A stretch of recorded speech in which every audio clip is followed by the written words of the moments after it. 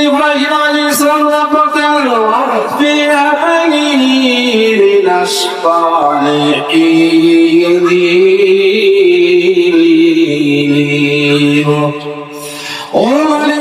আপনার কাছে সন্তান চাই, কেমন সন্তান আমাকে দান কইলেন যে সন্তান নেকা হবে, মুত্তাকি হবে, পরহেজগার হবে।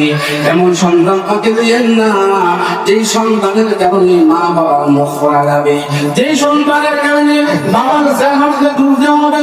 এমন সন্তান আমাদের দিয়েন না যে সন্তানের কারণে সমাজের মানুষের সামনে দাঁড়ায় সন্তানের সম্পত্তি লাগবো।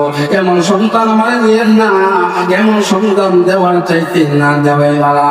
ওই হযরত ইব্রাহিম আলাইহিস সালাম আল্লাহর কাছে দোয়া করতেন, রব্বি হাবলি মিনাস সালিহিন। সন্তান এমন দরকার যে সন্তান আসল মানুষ হয়। মানুষের মতো যদি সন্তান না হয় তাহলে বড় বড় একটা মুসিবত আছে। ইব্রাহিম আলাইহিস সালামকে আল্লাহ পাক রব্বুল আলামিন বিভিন্ন পদ্ধতিতে পরীক্ষা করেছিলেন।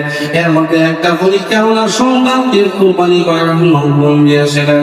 ইব্রাহিম আলাইহিস সালামকে যখন আল্লাহ পাক রব্বুল আলামিন এত বেশি পছন্দ করেছেন, এই জন্য ইব্রাহিম নবী আল্লাহ পরীক্ষা করেছেন আর নামটাও এরকম ভাবে রাখছেন।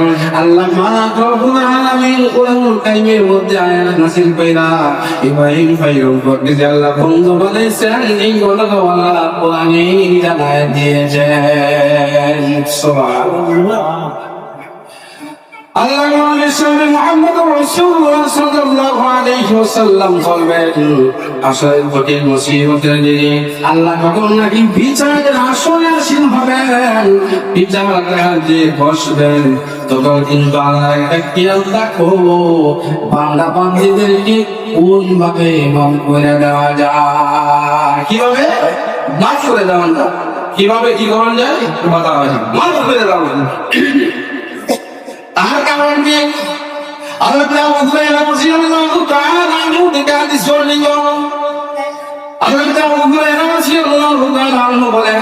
রাসূলের সাথে করেছেন ইন্না লিল্লাহি মিয়াতু রাহমা।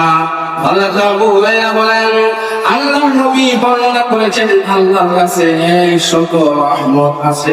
কয়টা রহমত? 100 রহমত আল্লাহর কাছে আছে। এই 100 রহমত তুমি একটা রহমত করে দুনিয়ার সমস্ত মানুষদেরকে দান করেছেন। সুবহানাল্লাহ। শুধু মানুষ নয়, সমস্ত নবী রাসূলকে আল্লাহ এক ভাগ রহমতকে বর্ণনা করে দিয়েছেন। ইনশাআল্লাহ রহমতে এক ভাগ রহমত বর্ণনা করেছেন।